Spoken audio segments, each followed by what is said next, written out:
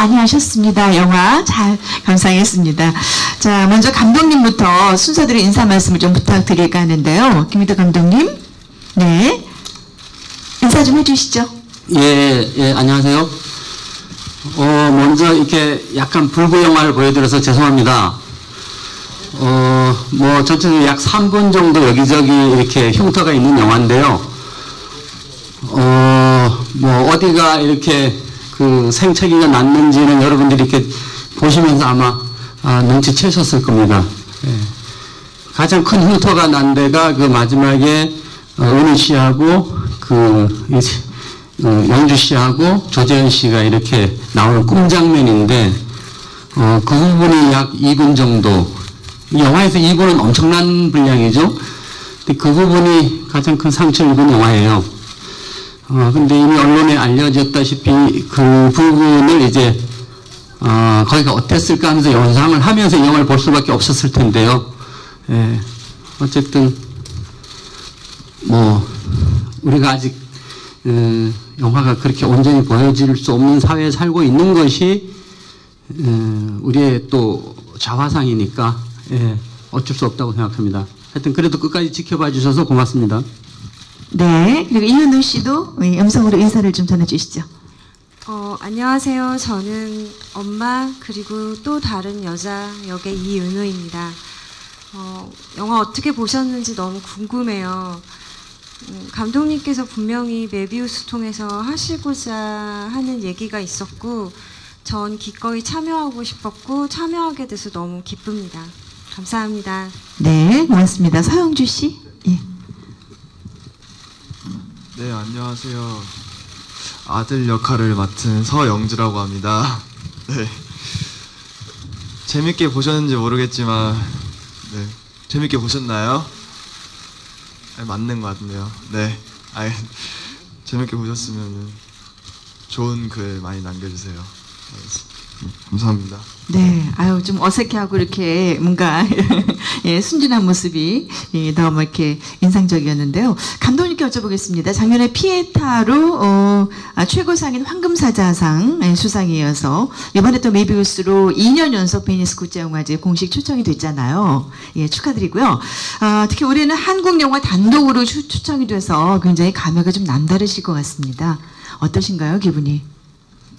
워낙 베니스에 자주 가셔서 뭐 아무렇지도 않은 건 아니시죠?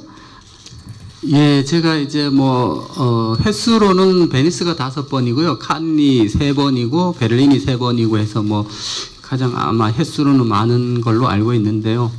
저는 한편으로 이게 뭐 좀 그렇게 들릴 수도 있는데 이번에 한국 영화가 없다는 게 가장 안타깝습니다. 이번에 그 엘레나라고 프로그램에 와서 한국 영화들을 이렇게 다 보고 간 걸로 알고 있는데 그럼에도 제 영화가 다시 이렇게 한 자리를 차지하고 들어간 게 한편 미안하고 안타깝고 또 한편으로는 우리가 지금 만들어진 영화들이 어쩌면 이제 그 영화제 또는 의미 있는 그런 영화들로부터 멀어지게 할 수밖에 없는 영화 시장이 만들어지는 것 때문이 아닌가.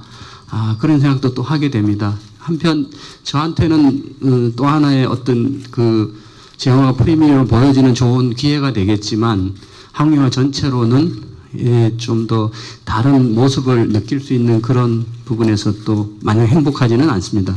네, 그렇군요. 서영주 씨께 좀 이번에 여쭤볼게요.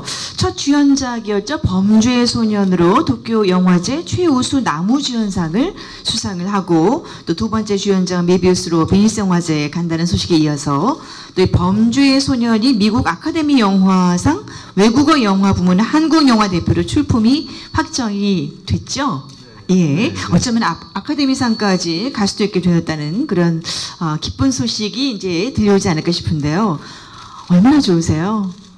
너무 좋죠. 너무 굉장히 기쁘죠. 근데 아직도 얼떨떨해요. 아직도 믿기지가 않고 제가 베니스 간다는 것 자체도 아카데미상 그 후보에 올라왔다는 것 자체로도 아직도 믿겨지지가 않아요. 네, 베니스 이번에 가시잖아요. 네. 네, 베니스 이전에 가보신 적 있으세요? 한 번도 없죠. 그러니까 영화제의 주인공으로 베니스의 첫 땅을 밟는다는 소감, 지금부터 굉장히 심장이 좀 떨릴 것 같아요.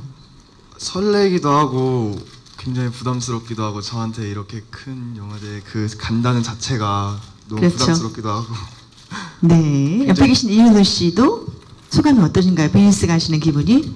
저 지금 여기가 더 떨려요. 아, 그러세요? 예. 어떻게 의상도 멋진 거 준비하셨나요, 두 분? 네, 아주 멋진 걸 준비했어요. 네, 기대하겠습니다. 저도 뭐 나름 멋지게 준비했습니다. 네. 김기덕 감독님도 한 패션 하시잖아요. 그죠? 구두부터 뭐 항상 의상이 굉장히 이렇게 독특하신데. 이번에 또 뭘로 놀라게 해주실 건가요? 뭐 저는 그 옷 때문에 욕을 먹어봐가지고 한 벌 한 10년 입으려고요. 똑같은 거 입고 갑니다. 아, 그러시군요. 아직 조재현 씨가 도착을 아직 안 하신 거죠? 예. 자, 이제 그 질문 받기 전에 또 다시 한번 여러분께 양해 말씀을 드리겠습니다. 영화의 그 내적인 내용, 그러니까 스토리, 그 내용에 대한 질문은 아쉽게도 월드 그 프리미어 규정으로 인해서 기사화가 될 수 없다는 거 양해 말씀 부탁을 다시 한번 드리겠고요. 혹시 질문 있으신 분은 지금 자리에 손을 들어주시면 저희 스태프들이 마이크를 가져다 드리고 질문을 받도록 하겠습니다. 네. 제가 그 전에 한 말씀 드리는데요. 네. 지금 윤영미 선생님이 하신 말씀을 100% 지키지는 마시고요. 그 어쨌든 영화를 이렇게 다 보시고 질문을 마음대로 못하는 건 그 예의가 아니라고 생각합니다. 그래서 교묘하게 질문해 주시면 교묘하게 답변하겠습니다. 네, 앞으로 시간이 한 40분 정도 있습니다. 그러니까 메비우스에 대해서 여러 가지 궁금한 점 있으시면 마음껏 질문을 해 주십시오. 그리고 이 자리에서는 뭐 저희가 스토리나 내용에 대해서 이야기할 수 있고, 다만 그 엠바고로 인해서 9월 3일 6시 이후로만 그 스토리에 대해서 기사화 해 주시면 된다는 그런 말씀입니다. 자, 질문 받도록 하겠습니다. 네, 가운데 계신 분 마이크 전해 주시죠. 예, 가운데 자리에 안경 쓰신 분이시죠? 예, 소개도 예, 부탁드리겠습니다. 안녕하세요. 이투데이 김우랑 기자라고 합니다. 그 3분 안에 주제가 강하게 이제 들어있다고 들었는데, 감독님께서 생각하는 이 작품의 완성도를 100% 중에 한 몇 %라고 생각하시는지 궁금합니다. 그 3분 안에 주제가 다 들어있진 않고요. 그 우리 몸으로 치면 그 몸 전체를 봐야 되는데 어느 부분을 이제 좀 그 추측을 하거나 좀 그 아쉽다는 의미고, 근데 그것이 이제 심장 부분에 달한다, 심장에 해당한다 이런 뜻이고요. 그 영화라는 게 그 달려가는 기차라면 종착역이 있는 것이고, 그런 의미에서 그 종착역의 마지막 그 도달하기 직전에 그 이제 기차가 고장난 그런 느낌을 이제 전 지금 버전이 갖고 있는 것이 아닌가 해서, 물론 그렇다고 전체를 붕괴시키는 건 아니에요. 오히려 다행히 이 메비우스는 영화가 보통 극장에 개봉되는 것이 이 영화의 시작인데, 이 영화는 아마 영등위의 제한 상영가의 그 순간부터 이미 상영을 시작한 것이 아닌가 할 정도로 어떤 그 메비우스가 영화 자체가 묻는 질문보다 그 영화가 상영되는 과정에서 우리한테 질문하는 그 무엇들이 저는 이미 시작되었고, 그 과정도 이 메비우스 안에 포함되지 않았나 그렇게 생각합니다. 네. 어떻게 답이 되셨나요? 예. 또 다른 분 질문 받겠습니다. 조재현 씨는 지금 막 오고 계시는 중이기 때문에 오신 대로 바로 착석을 해서 여러분 질문을 받도록 하겠습니다. 네. 지금 드라마 촬영 때문에요. 조재현 씨가 열심히 지금 달려오고 있습니다. 질문 있으신 분? 예. 앞에 계신 기자분. 저쪽에 먼저십니다. 예. 부탁드리겠습니다. 예, 저 스타데일리 뉴스의 임동현 기자입니다. 김기덕 감독님 여쭤보겠습니다. 사실 지금까지 본 과정들 보면은 굉장히 감독님께서 굉장히 가슴 아프셨고, 정말 그 직접 그 글을 남기실 정도로 정말 가슴 아프고 참 정말 봐도 좀 어떻게 이해가 안 가는 그런 부분들이 많았습니다. 그러다 보니까 일단 궁금한 거는 우선 이 영화를 만들었을 때 이렇게까지 어떻게 보면 영등이가 이렇게까지 그 제안을 할이라고 혹시 생각을 하셨는지도 궁금하고요. 그리고 이렇게 그 보면서 정말 많이 안타까우시고 그랬을 텐데, 또 그 보면서 또 안 좋은 이야기들이 나왔습니다. 특히 모 일보의 또 논설위원님께서 또 굉장히 안 좋게 또 이 이야기를 하셨고, 또 영등이 원장도 엊그제 그 모임에서 뭔가를 보게 되면 왜 제한 상영화가 되는지 알 것이다. 이런 류의 발언을 해가지고 또 그것 때문에 또 많이 또 기분이 많이 어쩌셨을 것 같은데 그런 이야기들 들으면서 또 많이 좀 많이 안타깝고 답답한 심정도 있었을 겁니다. 그 부분에 대한 이야기도 한번 들어보고 싶습니다.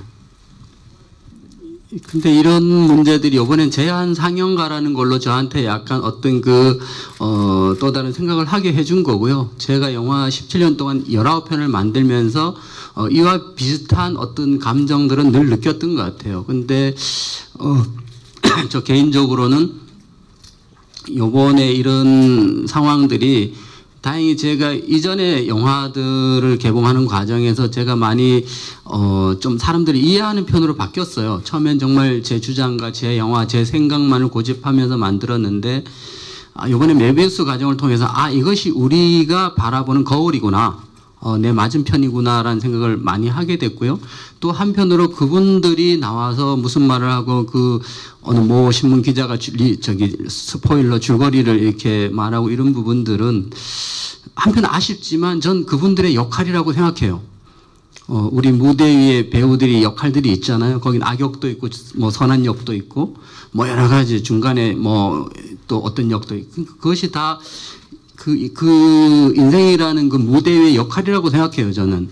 그런 면으로서 한편으로 안타깝고, 한편으로는 그런 역할을 해줌으로써 이 영화의 또 다른 가치가 객관화되는 것이 아닐까라는 생각을 해요. 그리고 그런 것들이 아직 극복되지 못한 것이 우리의 현실이고, 그 과정에서 우리가 그것을 극복해 나가기 위한 어떤 그 과정에서 발생하는 것이고, 그래서 저는 메비우스가 또 다른 그 영화 안에 그 논란의 문제가 있지만 영화 밖의 문제가 고스란히 저는 두 개의 트랙으로 지금 보여지는 것이 아닌가 그렇게 생각을 해요. 네. 그리고 앞에 아까 손 드신 기자분 마이크 전해주시죠.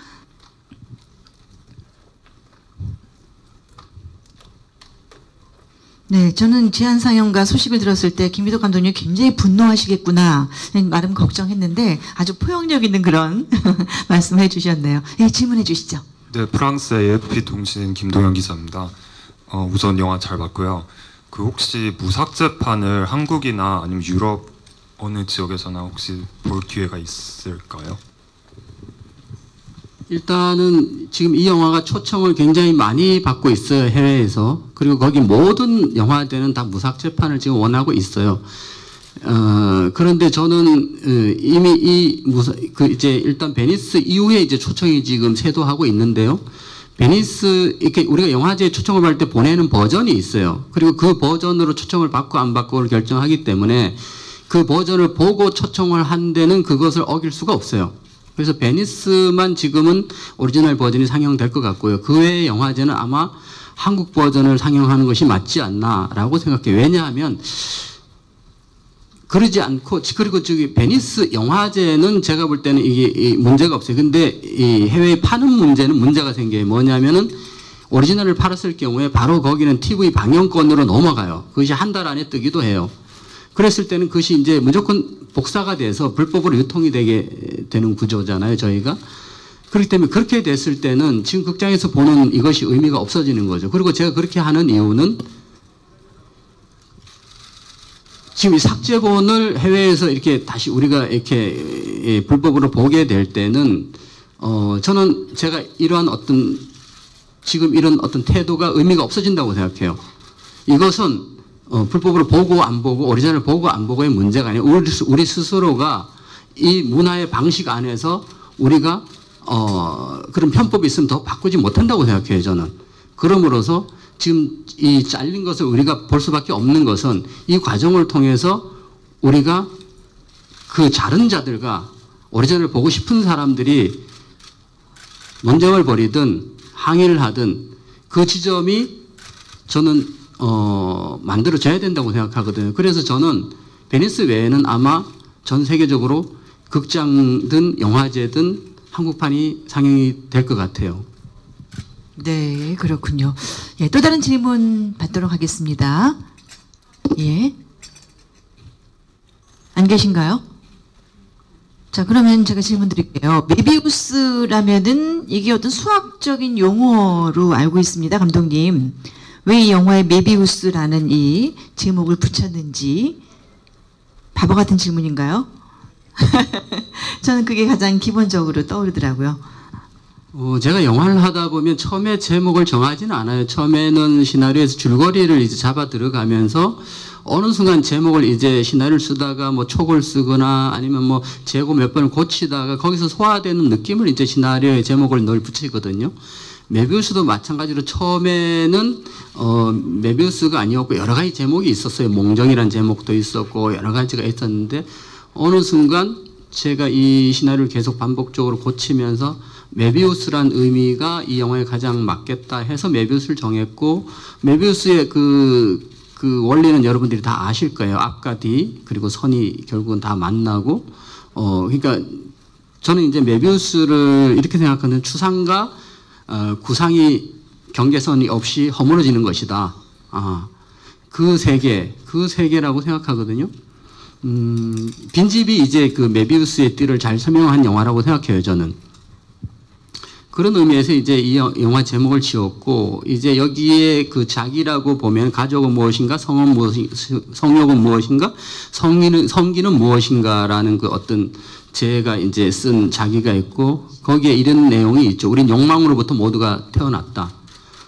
그럼으로써 아버지가 나고 내가 어머니고 어머니가 아버지다라는 그런 그 안에 내용이 있는데, 이것은 제 개인적 고민일 수도 있어요. 제가 이 시대를 살면서 제가 개인적으로 저한테서 발생하는 에너지들을 제가 이해할 수 없을 때 저 스스로가 만들어낸 스토리고 이야기고 이미지인 것 같아요.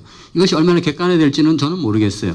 하지만 김기덕이라는 사람은 김기덕으로부터 늘 영화가 출발했던 것 같아요. 사회로부터 저한테 온 것이 아니고 그런 의미에서 질문을 던지는 영화다 이렇게 생각할 수 있어요. 제목도. 네, 그렇군요. 지금 막 조재현 씨가 도착했다는 소식이 왔는데 어서 오시죠. 예, 여러분 박수로 좀 조재현 씨 환영해 주세요. 예, 무대 위로 모시도록 하겠습니다. 네, 조재현 씨 올라오니까 굉장히 프레시가 많이 터지는군요. 예, 지금 뭐 드라마 촬영하다가 오셨나요? 오늘 공교롭게 녹화 날이랑 겹쳐가지고 녹화 마치고 좀 왔습니다. 죄송합니다. 늦어가지고. 예. 작년에 무게 이후에 2년 연속 베니스 국제영화제 초청이 되셨죠? 예, 소감 좀 들려주세요. 소감. 뭐 좋은 영화 출연하게 돼서 그래도 좋은 감독님들하고 영화제를 가는 거는 굉장히 행복한 시간인 것 같아요. 근데 올해는 제가 못 갈 거고요. 네. 드라마 촬영 때문에 그런가요? 그래서 오늘 후배 어차피 비행기 티켓도 그렇게 많이 나오지 않아요. 그래요? 그래서 제가 안 가야지 또 갈 수 있기 때문에. 네. 자, 메비우스란 이름하에 기자회견을 하는 것은 오늘이 처음이자 마지막입니다. 그러니까 질문할 수 있는 좋은 그 찬스이기 때문에요. 지금 뭐 평소에 궁금하셨던 거 이번 영화에 대해서 마음껏 질문을 해주시면 성실히 응답을 해드리겠습니다.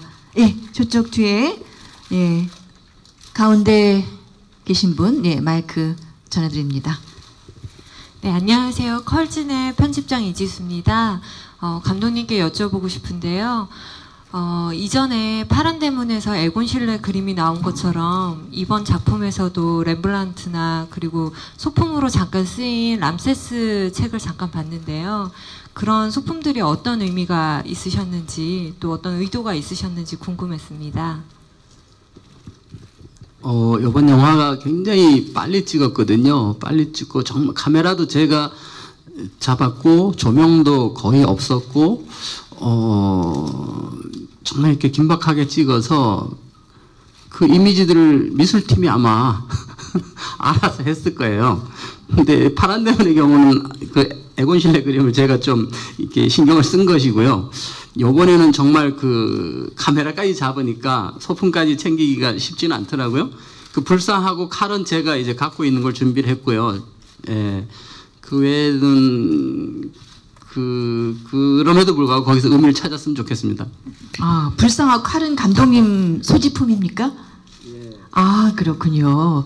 진주 귀걸이를 한 소녀라는 그 그림도 나오고요. 그렇죠? 예, 그거는 제가 조금 신경을 쓴 것이고요. 아. 예, 예. 그 서랍을 열 때 그 총이 있는 자리, 그건 그때 이제 저기 소품팀 구해준 거에 안에서 이게 네. 좋겠다, 이게 좋겠다는 제가 설정을 했고요. 그 불상은 이제 불상하고 칼은 봄, 여름, 가을, 겨울 그리고 봄에 나왔던 소품이에요. 그 마지막에 여자가 물에 빠지고 나서 그 얼음 위에 놓여져 있는 불상이 그거고요. 그 반야심경을 파는 그 바닥에 파는 칼이 그 칼이에요. 아. 예, 그 소품이 지금 10년 후에 다시 등장한 겁니다. 그렇군요. 또 이제 몇 년 후에 다시 또 영화에서 볼 수 있을지도 모르겠습니다. 서영주 씨께 궁금한 거 좀 여쭤볼게요. 예.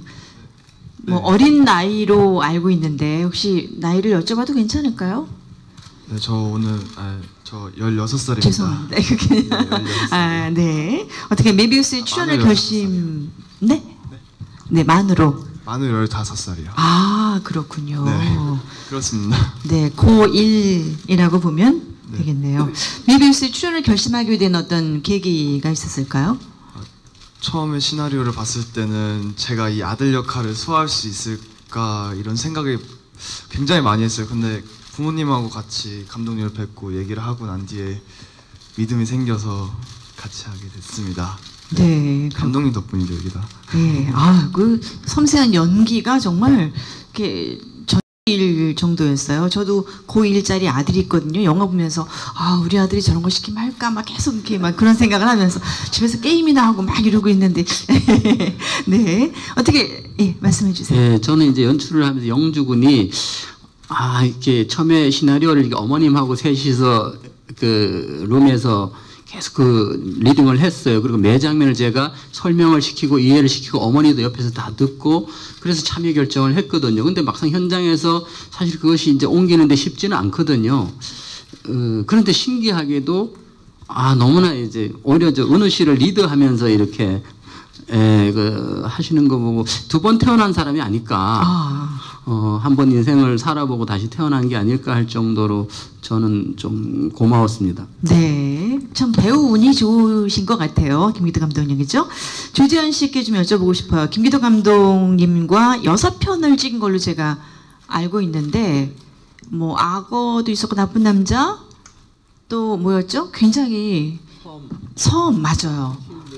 예, 저도 김 감독님 영화를 뭐 거의 다 본 그 마니아 중에 한 사람인데 그 원래 팬이셨나요, 김기덕 감독님이? 저한테 묻는 거예요? 네. 제가 감독님이랑 처음 할 때는 김기덕 감독이라는 사람을 아는 사람이 없었습니다. 아, 그래요? 어떻게 인연을 맺게 되신 거예요? 그때 데뷔하실 때도 그 영화를 연출하신 게 수업을 이렇게 막 열심히 밟은 그런 감독님이 아니셨기 때문에 네. 근데 그 뒤로 이제 작업을 많이 하게 된 거죠. 뭘 믿고 그렇게 같이 하셨어요, 그러면? 그 당시에 믿을 사람이 많이 없었습니다. 근데 이제 이번 영화는 굉장히 오랜만에 같이 호흡을 맞추신 거잖아요. 네. 예, 좀 뭐 달라진 게 있을까요? 그런 거 있잖아요. 그 제가 그 감독님하고 한 8년, 9년 만에 작업을 한 거는 한 10년 넘은 것 같아요. 얼굴 본 지도 한 8년 만에 뵀는데 네. 그 처음 악어라는 데뷔작 때부터 계속 봐왔던 김기덕 감독님, 그리고 7, 8년 동안 봤던 김기덕 감독님, 그리고 지금 봤던 김기덕 감독님을 봤을 때 저는 최근 한 1년 동안 봤던 김기덕 감독님이 제일 좋았던 것 같아요. 어떤 면에서요? 모르겠습니다. 서로 이제 나이가 좀 들어서 그런 걸 수도 있겠지만 이게 영화를 만드는 것도 만드는 거지만 세상을 보는 눈도 전 훨씬 지금 더 좋아지신 것 같고 또 많이 유해지셨어요. 착해지시고. 네. 그래서 저도 좋은 것 같아요. 네. 왜 오래간만에 같이 영화를 찍으셨나요? 조재현 씨 몸값이 너무 이렇게 비싸져서 그랬던 거 아닐까요? 중간에 잠깐 그런 적이 있었는데 다시 내려와갔기 때문에 아무 문제가 없습니다. 네. 자, 우리 메비우스란 이름하에 기자회견하는 것은 오늘이 처음이자 마지막이니까 예, 질문. 네, 이쪽에 지금 손 드신 분 마이크 드리죠. 감독님 영화는 아까는 셋째 두고 섬부터 봤는데 그 섬 개봉할 때 감독님이 그때부터 늘 하셨던 얘기가 내 영화는 전국에 5만 명은 있다 뭐 그런 식으로 이제 얘기했던 기억이 나는데 이 영화 영화진흥위원회에서 했을 때 시사회를 보고 오늘 뒷부분만 잠깐 봤는데 이 영화가 개봉하면서는 이제 영화 주제보라는 이제 뭐 제한 상영가 이런 게 이제 화제가 되고 이슈가 되고 있으니까 차라리 이 영화를 갖다가 계속 뭐 한국에서 난 못하겠다 뭐 이런 식으로 하는 게 감독님의 성격이 좀 맞을 것 같았는데 굳이 이렇게 한국에서 자르면서까지 이렇게 할 수 있는 이유가 무엇인지 궁금하고요. 또 하나는 여배우는 아니면 조지현 씨인데 여쭤보겠는데 조지현 씨는 그 한때는 계속 뭐 페르소나 김기덕의 페르소나 이런 식으로 알려졌지 않습니까? 그리고 김기덕 감독 영화를 계속 보면은 남자 배우는 이제 조지현 씨밖에 기억이 안 나고 여자 배우는 계속 이렇게 캐스팅이 되고 나서는 다시 작업하는 경우가 없더라고요. 그래서 왜 그런 현상이 생기는지 지금 여배우도 그에 대해서 무슨 생각해 보신 적이 있는지 한번 궁금합니다. 네, 두 가지 질문하셨네요. 여배우가 왜 계속 바뀌는지. 예.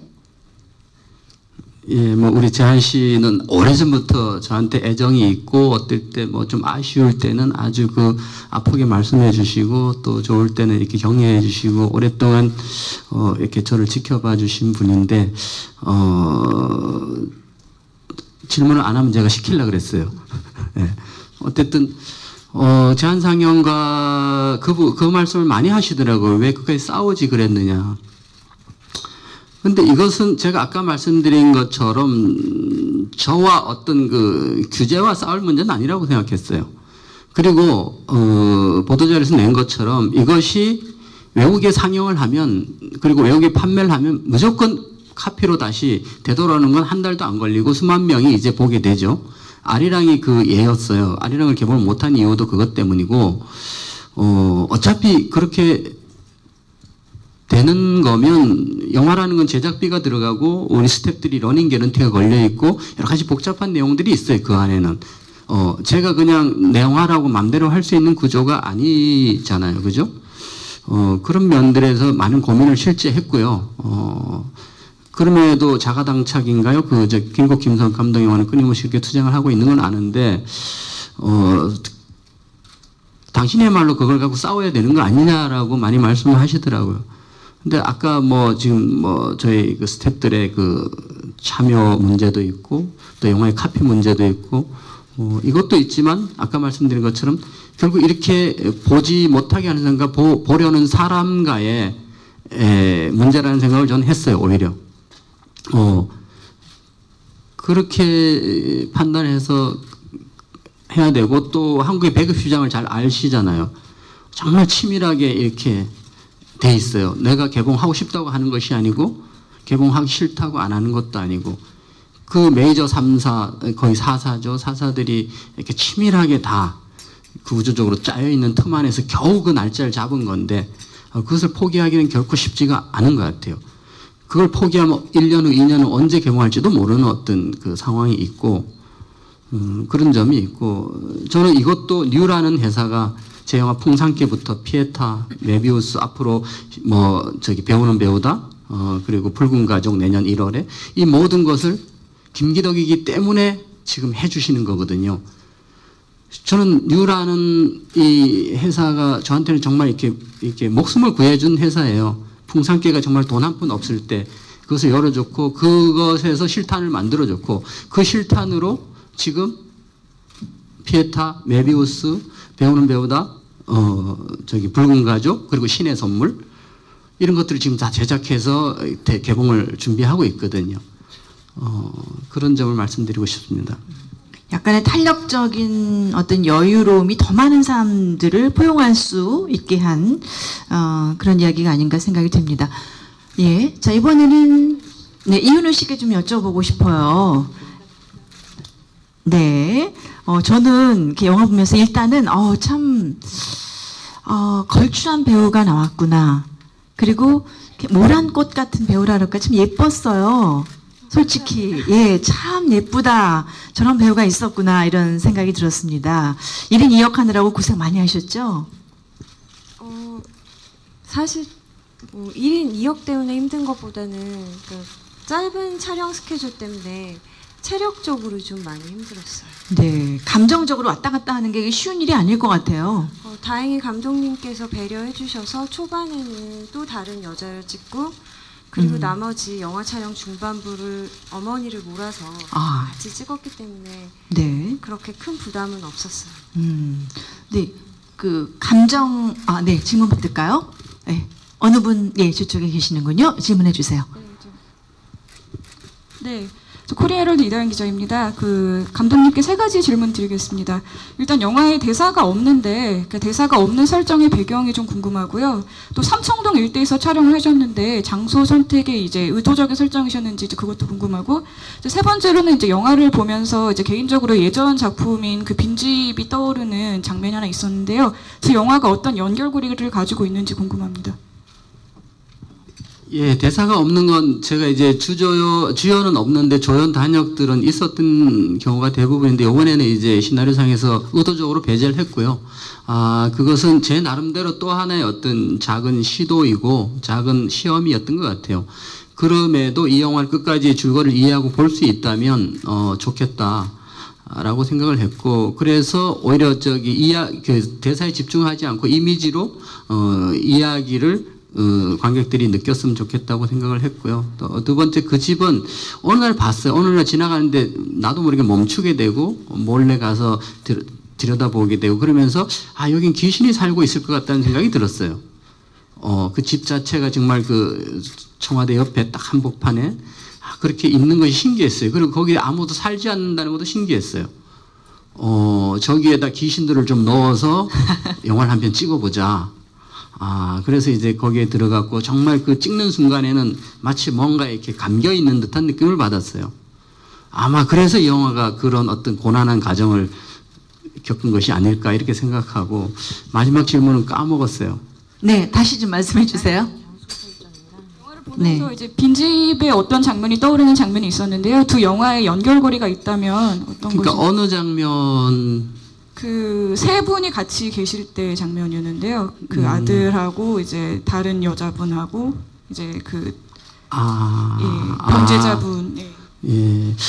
근데 저 개인적으로는 뭐 어쨌든 제 작품을 다시 그 반복을 복사를 하거나 이렇게 소품을 가져다가 쓰는 경우는 있지만은 그 영화를 그 생각하면서 한 경우는 나쁜 남자, 파란 대문을 연상시키는 나쁜 남자 말고는 요거는 그런 생각을 하지는 않았어요. 그렇군요. 옆에 계신 분이 또 질문이 있으신 것 같은데요. 질문 받도록 하겠습니다. 네, 테나시아 배선영 기자입니다. 감독님께 2가지 질문 드리고 서영주 군께 1가지 질문 드릴게요. 제가 영화를 보기에는 유머러스한 어떤 코드들도 좀 있고, 아까 조재현 씨가 말씀하신 것처럼 감독님이 좀 유해지신 것 같다는 느낌이 좀 들어요. 감독님 스스로 생각하시기에는 좀 어떤 그런 심적인 변화가 있다고 생각하시는지 여쭙고 싶고, 또 작년에 CJ와 같이 작업할 의사 있다고 말씀을 하셨는데 그게 어떻게 진행이 되고 있는지 궁금하고요. 그리고 서영주 군은 그 아들이라는 인물을 100% 다 이해를 할 수 있었는지 궁금하고, 가장 이해가 안 되는, 혹시 이해가 안 됐다면 가장 이해가 안 되는 대목이 뭔지 궁금하고, 그 대목을 감독님이 어떻게 설득을 시켜줬는지 설명 부탁드릴게요. 질문이 굉장히 많습니다. 다 기억하셨죠? 먼저 서영주 씨 말씀해 주세요. 네, 제가 아들을 100% 다 이해하진 못했어요. 그래서 감독님이 옆에서 제가 먼저 물어볼 때도 있고 감독님이 먼저 말씀을 해주실 때도 있어요. 이런 장면은 어떻게 하면 되냐, 이런 장면 이렇게 하면 된다, 이렇게 말씀을 먼저 해주셨고 저를 이해시켜 주려고 하셨고, 가장 어려웠던 거는 별로 없던 것 같아요. 감독님이 항상 먼저 말씀해 주셨고, 제가 어려워할 것 같으면 먼저 항상 말씀해 주셔서 그렇게 어려웠던 건 없던 것 같아요. 네. 구체적으로 가장 어려워했던 부분, 이해가 본인이 잘 안 됐던 부분은 어떤 거였나요? 제가 이해가 안 됐던 거요? 마이크 테스팅? 예. 구체적으로 뭐 이런 부분은 내가 조금 이해하기 좀 어려웠다, 이런 부분은 없었나요? 제가 제일 어렵게 생각한 건 없었나 봅니다. 네, 어떻게 질문에 답변이 서영주 군 다 되셨나요? 예, 뭐 이제 제 영화를 이걸 유하게 보셨다고 이제 하시는데 그런데 왜 이렇게 못 보게 잘라시는지는 모르겠어요, 그죠?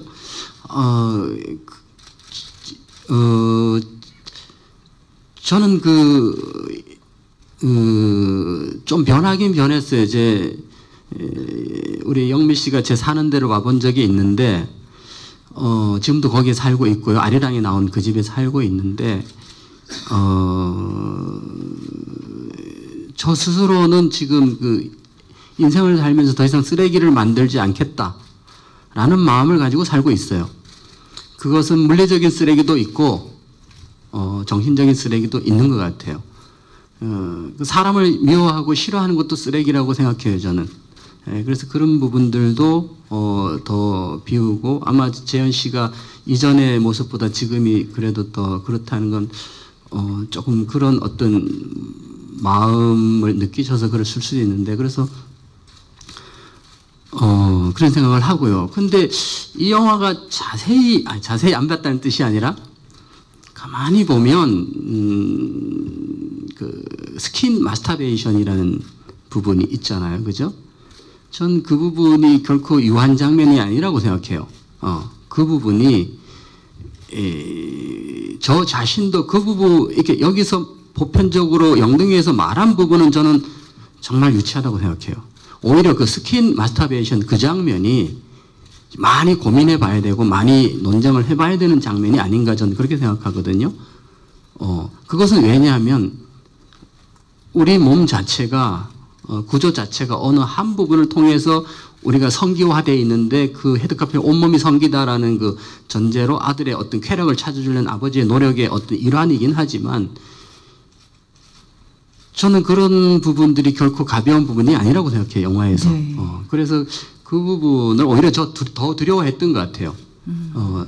나쁘게 보면 자해지만 좋게 보면은 이제 다른 해석이 가능한 그 부분이 저한테는 좀 더 논란이 되지 않을까 생각했었고, 아까 CJ 부분은 뭐 별로 진행된 것이 없습니다. 네. 스킨 마스터베이션, 저도 집에 가다 돌을 한번 구해볼까. 근데 실제 정말 그런 쾌감을 느낄 수 있는지 좀 궁금해지더라고요. 영화를 저는 보면서요. 조지현 씨께 여쭤볼게요. 시나리오 처음 딱 받아본 그 첫 느낌 어떠셨나요? 시나리오를 받기 전에 감독님하고 이런저런 얘기하다가 이런 얘기를 좀 한 적이 있었습니다. 그래서 굉장히 무엇을 얘기하고자 해서 이런 시나리오를 시작을 했는가는 저는 좀 느껴졌습니다. 네. 그래서 참 근데 제가 할 거라는 생각을 못 했었는데요. 시나리오를 드디어 이렇게 완성을 하셔가지고 저한테 보여주셨는데 그 장소에 제 와이프가 있어가지고 네. 굉장히 쑥스럽게 저한테 주셨어요. 몰래 무슨 비밀 문서 교환하듯이. 네. 그랬던 기억이 나고, 제가 생각했던 이런 내용일 것이다라는 거에서 크게 벗어나지는 않았고요. 왜냐면 네. 얘기 들은 게 있기 때문에.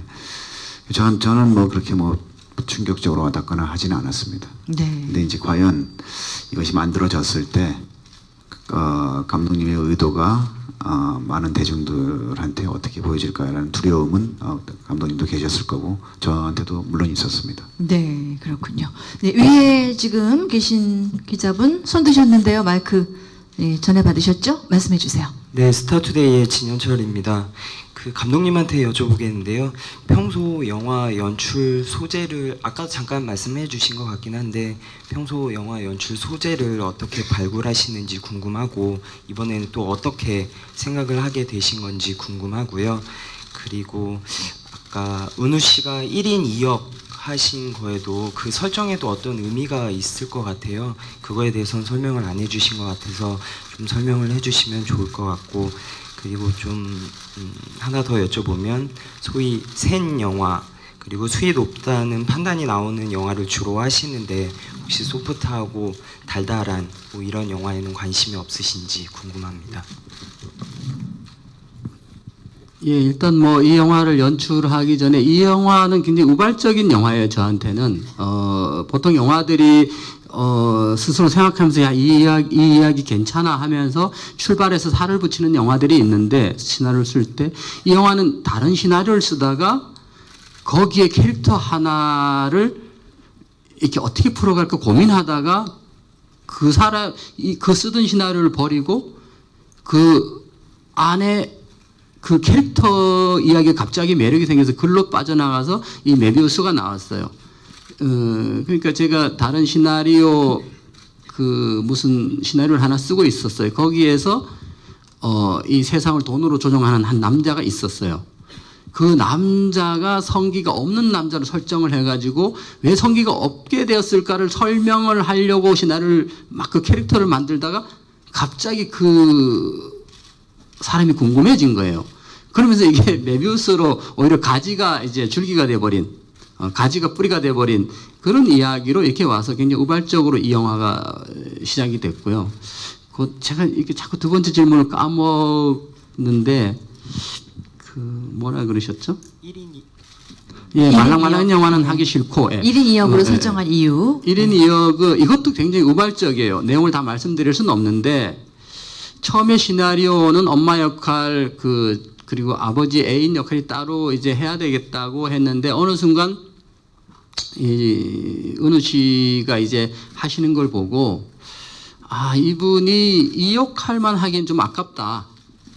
이렇게 그냥 아버지의 애인 역할로 약간 이제 그냥 달콤한 역할로는 아깝다라는 생각이 들었어요. 중간중간 저분이 보여주는 어떤 그런 강렬함들이. 그래서 어느 순간 어머니 역할도 한번 해서 분장팀하고 의논을 해서 한번 메이크업을 좀 다시 좀 해보고 본인도 좀 다르게 한번 감정을 해보자고 하니까 깜짝 놀랐어요. 저도 메이크업팀이 갑자기 딱 어때요 하고 보는데 완전히 다른 거예요. 여러분도 영화 이렇게 정보 없이 보면 아마 10분, 20분 지나서 아닐까라고 하는 영화 끝날 때까지 몰랐던 분들도 있을 거예요. 아마 같은 사람인 줄.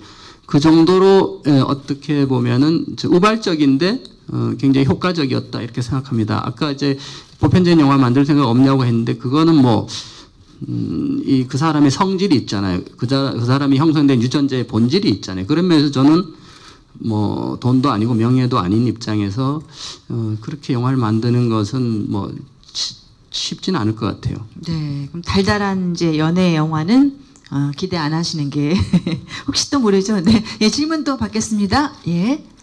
저 신동아의 김지영 기자인데요. 주지현 씨한테 3가지 질문을 드리려고 합니다. 먼저 이 작품에서 굉장히 욕망에 휩싸여 있는 이기적인 남편과 그 다음에 부성애가 강한 아버지의 모습 그리고 마지막에 이제 남자로서의 질투 이런 3가지를 측면으로 그렸다고 한다면 어떤 부분이 가장 연기하시기 힘들었는지 좀 궁금하고요. 그리고 김 감독님과 같이 했던 작품 중에 가장 기억에 남는 작품이 뭔지 그리고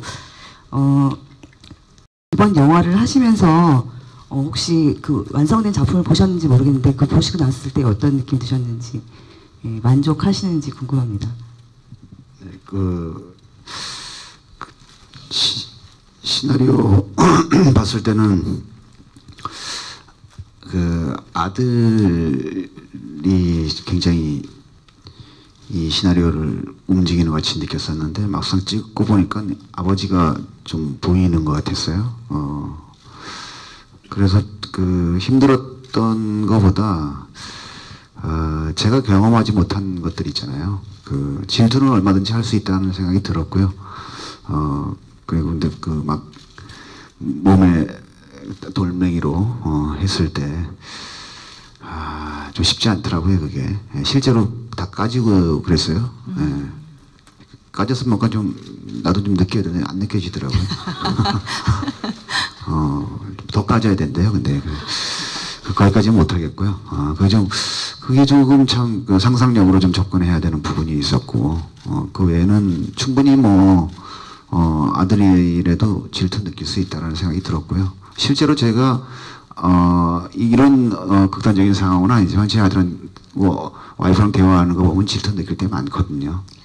나보다 더 친하고 둘이 더 진짜 연인 같아 보일 때가 있어요. 제 아들하고 저는 계기고 그럴 때가 있기 때문에 충분히 그런 감정을 느낄 수 있었고, 김기덕 감독님과 좋았던 것은 많은 작품들이 있습니다만 처음 만났던 첫 기억이 굉장히 좋았던 것 같아요. 그때 굉장히 그때만 해도 감독님은 무미영 감독님이셨고, 근데 이제 시나리오가 굉장히 독특했고, 저는 그 시나리오를 통해서 그동안에 굉장히 억눌려 있던 연기가 처음으로 한번 자유롭게 펼칠 수 있었던 악어라는 작품을 전 잊을 수가 없고요. 그리고 나는 두 개는 기억하는데 세 개는 네, 네, 말씀해 주세요. 네? 뭐요? 네, 마이크가 좀 켜지지 않은 것 같은데요. 예, 영화를 다 보시고 나서 완성된 느낌, 완성본을 보고 느끼는 거. 저는 진짜 많이 궁금했어요. 왜냐하면 감독님이 직접 카메라를 잡으셨어요. 카메라 잡고 이렇게 찍으시고 모니터를 볼 수도 없죠. 그리고 찍고 나서 저게 어떻게 영화가 잘 될까라는 저도 굉장히 의문이었습니다. 그래서 감독님 사시는 데 한번 구경 갈 겸 해서 그걸 비 오는 날 찾아갔습니다. 찾아가서 영화를 봐야 되는데, 영화를 보려면 하루에 그 태양열로 사시잖아요. 태양열이 모자란다고 보지 말라는 거예요. 근데 영화 보러 여기까지 왔는데, 근데 나한테 이제 밥도 해주고 싶고 그랬나 봐요. 전기 밥도 해줘야지, 영화도 보여줘야지. 그러니까 갑자기 전기가 고민이 되시는 거죠. 그래서 영화를 보는데 전기가 아니나 다를까 나갔어요. 태양열을 다 써버렸습니다. 그래서 옆에 발전기가 있더라고요. 부렁부렁부렁 돌리는 발전기를 상비해놓고 있는 거죠. 발전기로 밥을 해주시더라고요. 참 어렵게 살고 있구나. 스스로 어렵게 살고 있구나. 라고 하면서 그날 밥을 먹고 영화도 보고 술도 먹고 비도 오고 바람도 불고 그랬던 것 같아요. 너무 좋았고, 그때 봤던 저는 영화를 그때 보고 안 봤거든요. 오늘 못 봤거든요. 전 너무 좋게 봤어요. 왜냐면 영화가 안 될 줄 알았어요. 네. 그러니까 너무 정신없이 찍어놓으니까 저는 제 머리로서는 정리가 안 됐었습니다. 근데 역시 감독님이 그동안 작품 많이 해오시면서 이미 머릿속에 다 계셨더라는 게 영화를 보면서 느낄 수가 있어서 굉장히 기분 좋게 저는 봤던 기억이 납니다. 네, 그렇군요. 자, 이제 시간이 많이 지났기 때문에 딱 한 분만 질문을 받겠습니다. 예. 저기 뒤에 계신 분인가요? 네. 예, 안녕하세요. 저 아시아투데이 송지연이라고 합니다. 서영주 군하고 감독님께 질문이 있는데요. 이 영화가 굉장히 파격적인 이야기라서 모두 두려움이 조금 대중에게 공개될 때 있으실 것도 같지만 서영주 군 같은 경우에는 미성년자이기 때문에 더 두려울 것도 같거든요. 그래서 그런 부분에 대한 생각을 들어보고 싶고, 감독님께는 그런 의미에서 왜 서영주 군이어야만 했는지에 대한 얘기를 듣고 싶습니다. 잠깐 저도 궁금해서 그런데 우리 서영주 군은 영화 봤어요? 저는 나이가 안 돼서 못 봅니다. 네. 출연을 할 수는 있지만 못 봐요. 네. 그리고 우리 기자분님께서도 서영주 씨한테 질문할 게 아니고 서영주 어머니한테 질문할 거가 많아요. 앞으로 2년 후에 볼 수 있겠네요. 너무 좀 깊게 막 들어오시니까 이 친구가 굉장히 당황하는 것 같아서 제가. 네, 말씀하세요. 서영주 군. 네. 저 뭐 그렇게 많이 생각을 많이 하진 않았어. 감독님이 그때 아까 말했다시피 말을 많이 했다고 했잖아요. 얘기를 많이 했고 그때 다 얘기했었던 것 같아요. 저한테 비수가 오는 게 아니라 비수가 오더라도 감독님한테 간다고, 걱정하지 말라고 위로 걱정을 저한테 오히려 더 걱정을 많이 해주시고 그랬던 것 같아요. 저는 그 배우 캐스팅에 대해서 고민을 많이 했어요. 일단은 드라마 안에는 분명히 아들이니까 이제 어려야 되는 게 사실이고, 네. 영화 현실에서는 약간 이제 그런 점에 지적을 받을 수 있는 부분이 있잖아요. 그런 면에서 실제 많은 고민을 했고, 처음에는 이제 나이가 19 넘는 친구들을 알아보려고 좀 고민을 했었어요. 근데 아버지 역할을 이렇게 보면 갭이 너무 커서 좀 그 실제 사실로 가자라는 생각을 했고, 대신에 이제 영화를 찍을 때 영화 촬영 현장에 가보면 사실은 뭐 아무리 야한 걸 찍어도 그걸 그 본인들 배우나 감독이나 스태프들이 그걸 전혀 느끼지는 못해요. 사실은 일이기 때문에. 그리고 그렇게 찍는 것처럼 실제 여러분들이 볼 때는 마치 뭐 다 이렇게 노출하고 찍은 것처럼 보이지만 사실은 하나도 노출한 건 없어요. 두 사람 그 뭐 자세한 두 사람 그 가장 그 소중한 데를 좀 본 적이 없어요. 영화를 찍으면서. 예, 저도 못 봤고 스태프 누구도 못 봤을 거예요.